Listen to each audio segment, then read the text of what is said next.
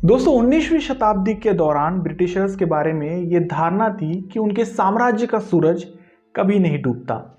उस समय दुनिया में बहुत ही कम ऐसे देश थे जिन्होंने ब्रिटिशर्स की अधीनता नहीं स्वीकारी थी, जिसमें एक नाम अफगानिस्तान का भी आता है। अफगानिस्तान ब्रिटिशर्स के लिए जीत का तोहफा तो जरूर बना, मगर ब्रिटिशर्स इस धरती पर ज्यादा दिनों तक राज नहीं कर पाए। इस तस्वीर को जरा गौर से देखें।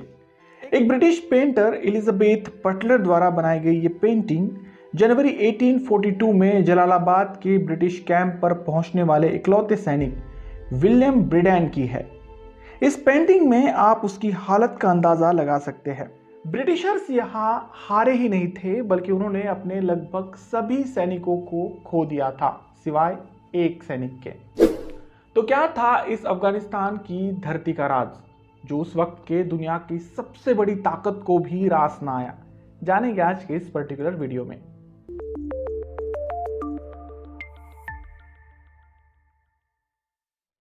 दोस्तों, ब्रिटिशर्स और अफगानों के बीच हुए इन वॉर्स को इतिहास में एंग्लो अफगान वॉर्स के नाम से जाना जाता है। फर्स्ट एंग्लो अफगान वॉर 1839 से 1842 के बीच लड़ा गया। वही दूसरा वॉर 1878 से 1880 तक ब्रिटिशर्स और अफगानियों के बीच लड़ा गया। तीसरा और आखिरी वॉर 6 मई 1919 से 8 अगस्त 1990 यानी लगभग 3 महीनों तक चला। इस आखिरी वॉर के बाद ब्रिटिशर्स ने अफगानिस्तान को हमेशा हमेशा के लिए छोड़ दिया था। क्या थी इसकी वजह? चलिए जानते हैं वन बाय वन। 1839 के आसपास भारत के लगभग हर तबके पर ब्रिटिशर्स का राज था। ऐसे में अफगानिस्तान में बढ़ रही रूसियों की ताकत उन्हें इस साम्राज्य के लिए खतरा लगने लगी। ब्रिटिशर्स को यह लगता था कि रूस अफगानिस्तान के रास्ते भारत में प्रवेश करना चाहता है, जो उनके साम्राज्य के लिए हानिकारक बन सकता था। ऐसे में उन्होंने अपने एक जासूस अलेक्जेंडर बर्न्स को अफगानिस्तान भेजा, ये पता लगाने के लिए कि क्या वाकई रूस अफगानिस्तान पर अपना शिकंजा कसने की फिराक में है भी, या ये महज एक अफवाह है। बर्न्स ने अफगानिस्तान में रहकर काफी जानकारी इकट्ठा की, जिसमें सबसे अहम था वहां की जियोग्राफी यानी भौगोलिक स्थिति को समझना। उसने वहां मौजूद कई मुख्य क्षेत्रों के नक्शे बनवाकर भारत भेजे, ताकि आने वाले समय में उनका इस्तेमाल किया जा सके। बर्न्स ने अफगानिस्तान में रूसी जासूसों को भी देखा, जिससे यह साफ हो गया था कि रूस किसी भी वक्त अफगानिस्तान पर हमला कर सकता था। ऐसे में ब्रिटिशर्स को जल्द से जल्द अफगानिस्तान को अपने कब्जे में करना था। वैसे ब्रिटिशर्स के नजरिए से देखा जाए तो उनके लिए यह काम बहुत आसान था। बस इसी बात को ध्यान में रखते हुए उन्होंने चंद सिपाहियों के साथ अफगानिस्तान पर धावा बोला। 1839 में दक्षिण में कावेटा से अंग्रेजों ने अफगानिस्तान में प्रवेश किया। उनके निशाने पर सबसे पहले कांधार, गजनी और काबुल के इलाके थे, क्योंकि इन्हीं को फतेह करना मतलब सारे अफगानिस्तान को फतेह करने जैसा था। इन इलाकों को जीतकर अंग्रेजों ने अफगान गद्दी के पहले दावेदार शाह शुजा को अमीर घोषित कर दिया। शाह शुजा की बात करें तो वो अफगानिस्तान के पुराने वंश रहे दुर्रानी साम्राज्य का अमीर था। अपने कार्यकाल के दौरान उसे दोस्त मोहम्मद खान से शिकस्त मिली, जिसके चलते शाह शुजा को अपनी जान बचाकर कश्मीर भागना पड़ा। अगले 2 सालों तक वो कश्मीर में ही रहा, मगर एकाएक अंग्रेजों की नजर उस पर पड़ी। अंग्रेज अफगानिस्तान में एक स्टेबल गवर्नमेंट चाहते थे। बस इसी के चलते उन्होंने शाह शुजा को एक कठपुतली अमीर बनाकर फिर से अफगानिस्तान की गद्दी पर बिठा दिया। मगर अफगानिस्तान की जनता मन ही मन दोस्त मोहम्मद खान को ही अपना अमीर मानने लगी थी। साथ ही साथ ये बात भी किसी से छुपी नहीं थी कि नया अमीर सिर्फ अंग्रेजों के तलवे चाटने में ही मसरूफ है। फिर क्या था? बगावत की आग में अफगानी लोगों ने 1841 में काबुल में अंग्रेजों के खिलाफ विद्रोह शुरू किया। उन्होंने सबसे पहले ब्रिटिशर्स को मारकर अंग्रेजों के किले पर अपना शिकंजा कस लिया। यह वार इतना जोरदार था कि अंग्रेज इससे संभल पाते कि उन्होंने बिना शर्त आत्मसमर्पण कर दिया। ब्रिटिश सेना के आत्मसमर्पण करने के बाद यह तय हुआ कि सेना को किले से बाहर सुरक्षित जाने के लिए रास्ता दिया जाए। लेकिन जलालाबाद के ब्रिटिश कैंप तक पहुंचने से पहले अफगानियों ने लगभग सभी अंग्रेज सैनिकों को मौत के घाट उतार दिया। यह मंजर इतना भयानक था कि इसकी दहशत में केवल एक ही ब्रिटिश सोल्जर अपनी जान बचाने में कामयाब रहा। जिसका जिक्र मैंने वीडियो के प्रथम चरण में किया था। वो ब्रिटिश सोल्जर विलियम ब्राइडन ही था जो इतने हमले के बावजूद भी बच निकलने में कामयाब रहा और अधमरी अवस्था में जलालाबाद पहुंच गया। अपनी सेना के साथ हुए इस घातक हमले की वजह से भारत में मौजूद ब्रिटिश एडमिनिस्ट्रेशन अफगानियों से कांपने लगा था। इस लड़ाई में उनकी सबसे बड़ी गलती थी दुश्मन को कम आंकना। लिहाजा उन्होंने अगली लड़ाई में पूरी शक्ति के साथ अफगानिस्तान पर हमला किया। तो चलिए जानते हैं सेकेंड एंग्लो अफगान वॉर के बारे में। ब्रिटिशर्स और अफगानियों के बीच हुई दूसरी लड़ाई 1878 से 1880 के बीच हुई। अब तक ब्रिटिशर्स अफगानिस्तान को सिर्फ अपने कब्जे में लेना चाहते थे, मगर फर्स्ट एंग्लो अफगान वॉर के बाद उनका मकसद थोड़ा बदल गया। अब उन्हें न सिर्फ अफगानिस्तान ही चाहिए था बल्कि उन सभी सैनिकों की मौत का बदला भी चाहिए था जो इस लड़ाई में मारे गए थे। मगर ये काम एकदम से होने वाला नहीं था। साल 1874 में डिस्टेली ब्रिटेन के नए प्रधानमंत्री बने। उनके प्रधानमंत्री बनते ही 1877 में रूस और टर्की के बीच लड़ाई शुरू हो गई, जिसकी वजह से ब्रिटेन और रूस के संबंधों में और भी दरारें उभरने लगी।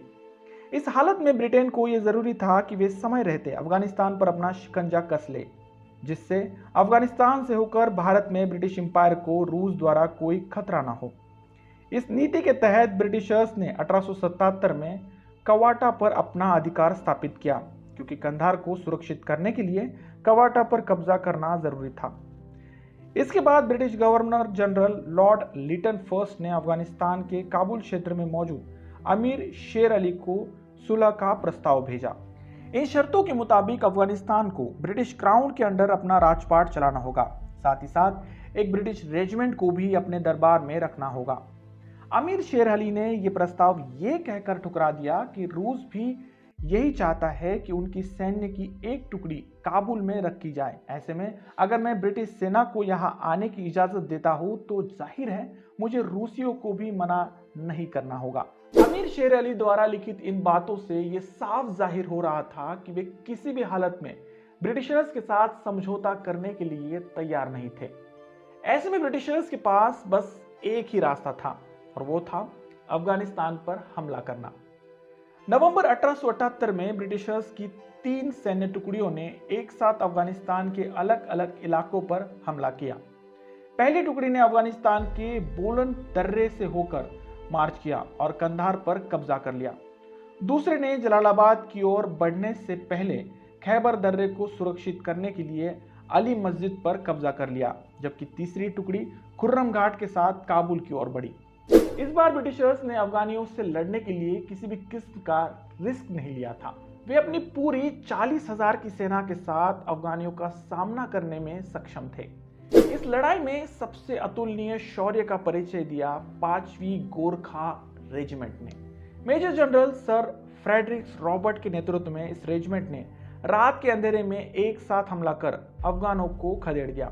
वैसे इस लड़ाई में ब्रिटिश इंडियन फोर्सेस को भी भारी नुकसान का सामना करना पड़ा, मगर खुशी की बात यह थी कि बावजूद इसके वे अफगानिस्तान पर कब्जा पाने में कामयाब रहे थे। ब्रिटिश सेना के इस जोरदार हमले के बाद अफगान अमीर शेर अली काबुल भाग गए। वहां कुछ ही दिनों बाद दिल का दौरा पड़ने की वजह से उनकी मौत हो गई। उनके बाद उनके बेटे याकूब खान ने नर्म दिली दिखाते हुए मई 1879 में अंग्रेजों के साथ संधि कर ली। इस संधि को गंडामक की संधि के नाम से जाना जाता है। इस संधि में एक क्लॉज ये भी था कि वे अपने दरबार में मेजर सर लुइस को एज एम्बेसडर यानी राजदूत के तौर पर रखेंगे। ऐसा करने से ब्रिटेन अफगानिस्तान के विदेशी मामलों में हस्तक्षेप कर रहा था, मगर यह संधि नए अमीर याकूब खान तक ही सीमित रही। अफगानियों ने इसका कड़ा विरोध किया। ब्रिटिशर्स के अफगानिस्तान पर कब्जा करने के 4 महीने बाद ही अफगानिस्तान में विद्रोह की चिंगारी सुलगने लगी थी। चारों ओर अफगान कबायली सक्रिय थे। ऐसे में सिर्फ अमीर के साथ ही समझौता करना ब्रिटिशर्स को कुछ खास रास ना आया। विद्रोह पर विद्रोह होते गए और अप्रैल 1881 में ब्रिटिशर्स को फिर से अफगानिस्तान को छोड़ना पड़ा। सेकेंड एंग्लो अफगान वॉर के बाद चिंगारी उठी थर्ड एंग्लो अफगान वॉर की। दरअसल ये अंतिम लड़ाई ब्रिटिशर्स की ओर से नहीं बल्कि अफगानियों की ओर से लड़ी गई ब्रिटिशर्स के खिलाफ अंतिम लड़ाई थी, जिसका मकसद था अंग्रेजों से पूर्ण स्वतंत्रता। अफगानिस्तान के नए अमीर अमानुल्लाह खान रूसी प्रभाव को हटाने और ब्रिटिश विरोधी भावनाओं को मद्देनजर रखते हुए ब्रिटेन से पूर्ण स्वतंत्रता की घोषणा कर देते हैं। इसी घोषणा के फलस्वरूप में 1919 में इसी तीसरे एंग्लो अफगान वॉर का बिगुल बचा। चलिए जानते हैं अब इस युद्ध के बारे में विस्तृत से। दोस्तों, हम ये बात भली भांति जानते हैं कि फर्स्ट वर्ल्ड वॉर 1914 से लेकर 1918 तक चला। इस युद्ध ने अंग्रेजों की कमर तोड़ दी थी, लिहाजा ऐसी हालत में उनका अफगानिस्तान में टिके रहना वाकई में नामुमकिन काम था। साथ ही साथ अफगान विद्रोही को भी यह हमला उनके एडमिनिस्ट्रेशन को पल पल चुनौती दे रहा था। इस लड़ाई में ब्रिटिश सेना की बुरी तरह से हार हुई, जहां उन्हें एक संधि के साथ अफगानिस्तान को हमेशा हमेशा के लिए अलविदा कहना पड़ा। अफगानिस्तान के साथ हुए इस संधि को रावलपिंडी की संधि के नाम से जाना जाता है। इस संधि के मुताबिक ब्रिटिश हुकूमत को अफगानिस्तान के साथ अंतर्राष्ट्रीय मसलों वाला अधिकार को छोड़ना था। साथ ही साथ इन दोनों के बीच एक सीमा रेखा तय हुई, जिसे डुरंड रेखा का नाम दिया गया। आज भी ये रेखा पाकिस्तान और अफगानिस्तान के बीच एक अहम सीमा रेखा है, जो आए दिन इन दोनों देशों के बीच होने वाले विवादों का कारण बनी हुई है। ब्रिटिशर्स के चले जाने से 1990 में ही अफगानिस्तान पूर्ण रूप से आजाद हो गया।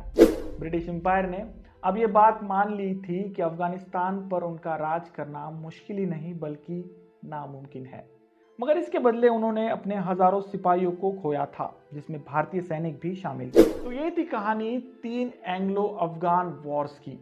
आप इसके बारे में क्या सोचते हैं? कमेंट बॉक्स में जरूर लिखें।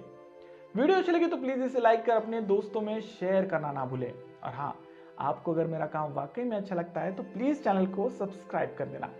मिलते हैं अगले वीडियो में ऐसे किसी इंटरेस्टिंग और हिस्टोरिकल टॉपिक को लेकर। तब तक के लिए धन्यवाद।